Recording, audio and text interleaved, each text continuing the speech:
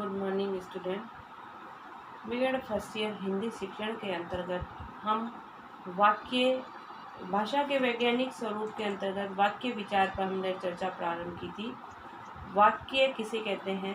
जिसके शब्दों के समूह को जिससे पूर्ण अर्थ की प्रतीति होती हो, उनको हम जो है वाक्य की संज्ञा देते हैं, जिसके बारे में पूर्व की कक्षा में मैंने आपको बताया था।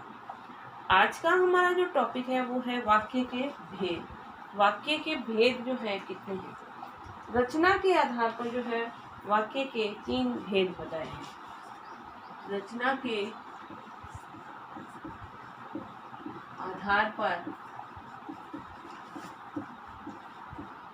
भेद, रचना के आधार पर जो है 3 भेद बताए हैं। सरल वाक्य,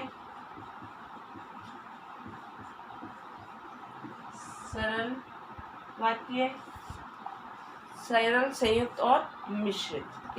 जो है मिश्रित, सरल वाक्य, मिश्रित वाक्य और संयुक्त वाक्य। सरल, संयुक्त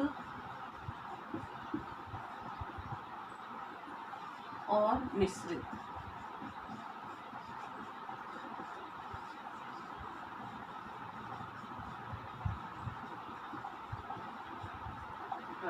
है ना? ये 3 भेद बताए हैं कि रचना के आधार पर, जिसमें संयुक्त वाक्य वो होता है जिसमें एक कर्ता और एक ही कर्म होता है, अर्थात जिसमें बोलने वाले का भाव एक ही साधारण रूप से स्पष्ट हो जाता है।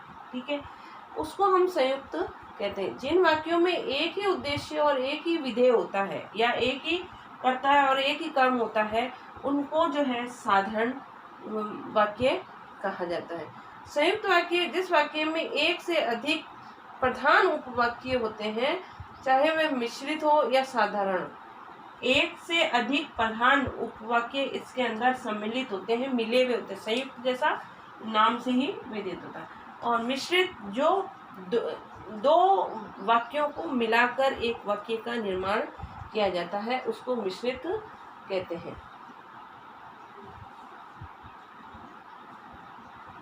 जिस वाक्य में एक साधारण तथा दूसरा कम से कम एक वाक्य हो, उसको हम उसके अधीन एक वाक्य हो, उसको हम मिश्रित वाक्य कहते हैं। ठीक है, अब अर्थ के आधार, इसके आधार पर 3 बताए, सरल वाक्य, संयुक्त वाक्य और मिश्रित वाक्य। अब है अर्थ के आधार पर।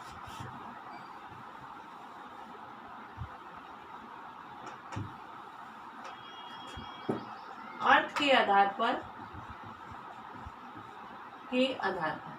अर्थ के आधार पर भी जो है बताए हैं। विधि सूचक वाक्य, निषेध सूचक वाक्य, आज्ञा सूचक वाक्य।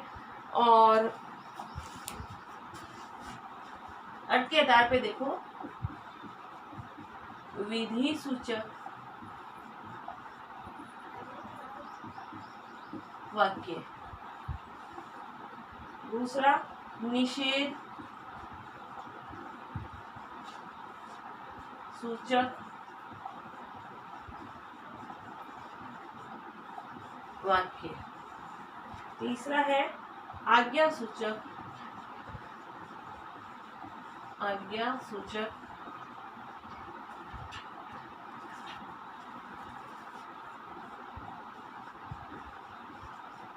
वाक्य, चौथा है प्रश्न सूचक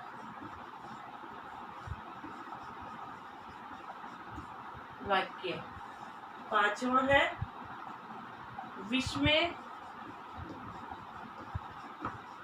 सूचक वाक्य। ठीक है ना? विस्मय सूचक वाक्य, जिसमें विस्मय आदि का बोध हो, उसको हम कहते हैं विधि सूचक वाक्य। विधि सूचक मतलब क्या होगा? विधि का मतलब क्या है? कानून। जिन वाक्यों में किसी बात को कहने या करने के होने का बोध होता है, जिन वाक्यों में किसी के करने या होने का बोध होता है, उसको विधि सूचक वाक्य कहा जाता है। दूसरा है निषेध सूचक, जिन वाक्यों से बात या कार्य का न करने का बोध हो, जिसको वर्जित किया जाता है, उनको विधि निषेधवाचक कहते हैं। आज्ञा सूचक, जिन वाक्यों में किसी प्रकार की आज्ञा का बोध हो, ठीक है, कि यू कैन गो नाउ, जो हम कहते हैं ना कि तुम चले जाओ, तो मतलब आज्ञा है कि तुम जा सकते हो, स्वीकृति है। तो जहाँ पर आज्ञा का बोध होता है वहाँ आज्ञा सूचक होता है। प्रश्न सूचक वे वाक्य जिनसे किसी प्रकार के प्रश्न के पूछे जाने का बोध हो, ठीक है, कौन आया, कौन बोल रहा है, कहाँ जा रहे हो, तो वह वाक्य कौन से कहलाते हैं? प्रश्न सूचक वाक्य कहलाते हैं। और विस्मय आदि, जिस वाक्यों से किसी के हर्ष, क्रोध, विस्मय, आश्चर्य आदि का बोध होता है, उन वाक्यों को हम आहा ये क्या हो गया, तो ये वाक्य क्या है? विस्मय आदि बोधक वाक्य है। इस प्रकार अर्थ के आधार पर जो है वाक्य के कितने भेद बताए हैं? 5 भेद बताए हैं। और अब है वाच्य के आधार पर भेद।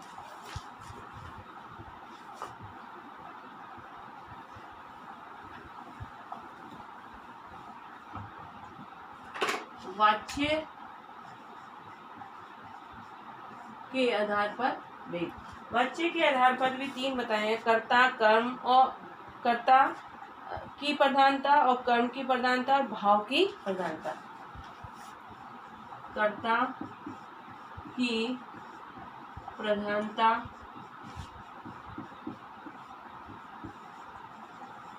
कर्म की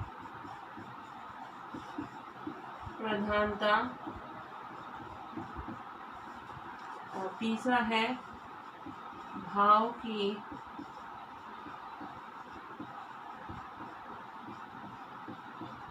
प्रधानता। जिसमें जिस वाक्य में कर्ता प्रमुख होता है, जिसमें कर्ता के बारे में बोध होता है, वो कर्ता होता है। मोहन यह पुस्तक पढ़ता है, तो इसमें मोहन, इसमें क्या है? मोहन यह पुस्तक पढ़ता है ना। तो मोहन क्या कर रहा है? मेन है कि मोहन जो है पुस्तक पढ़ रहा है। मेन कर्ता कौन है? मोहन है। इसमें जो भी इंडिकेशन हो रहा है वो मोहन के बारे में हो रहा है। दूसरा है कर्म की प्रधानता, यह पुस्तक मोहन द्वारा पढ़ी जा रही है। तो इसमें कर्म है कि पढ़ी जाना, जो कर्म की प्रधानता है कि जो पुस्तक है वो मोहन के द्वारा पढ़ी जा रही है, तो पुस्तक की प्रधानता हो गई और पढ़ने की क्रिया जो है इसमें प्रधान मानी गई है। नेक्स्ट है भाव की, यह पुस्तक पढ़ी नहीं जा सकती। मतलब इस पुस्तक में ऐसी विषय वस्तु को सम्मिलित किया गया है कि ये पढ़ी नहीं जाती है, ये हमारे पढ़ने के लायक नहीं है, ये हमारे स्तर के लायक नहीं है। तो इस प्रकार से जो है वाच्य के आधार पर 3 भेद है। कर्ता की प्रधानता होती है जिसमें, कर्म की प्रधानता होती है जिसमें, और भाव की प्रधानता होती है जिसमें। उस पर आधार पर 3 भेद बताए गए हैं, ठीक है। इसमें कर्ता जो मेन करने वाला होता है उसकी प्रधानता को का गुणगान होता है। इसमें जो कर्म किया जा रहा है और उसमें कर्म जो है प्रबल होता है, और भाव की प्रधानता में भाव एक इमोशंस जुड़े होते हैं कि ये पुस्तक अच्छी नहीं है इसलिए हम इसको नहीं पढ़ पाते हैं, तो इसलिए भाव की प्रधानता होती है। इस प्रकार से जो है हमने शब्दों के, वाक्यों के भेदों के बारे में अध्ययन कर लिया है। हमारा वाक्य विचार जो है, हमारा टॉपिक पूरा हो गया है। आगामी कक्षा में हम जो है इस अभिव्यक्ति के बारे में अध्ययन करेंगे। और वाक्य जो होता है शब्दों के मेल से बनता है, और शब्दों के भी कौन सा मेल होता है? सार्थक, जिससे एक पूर्ण भाव की, एक अर्थ की प्रतीति होती है। लिखो, वाक्य के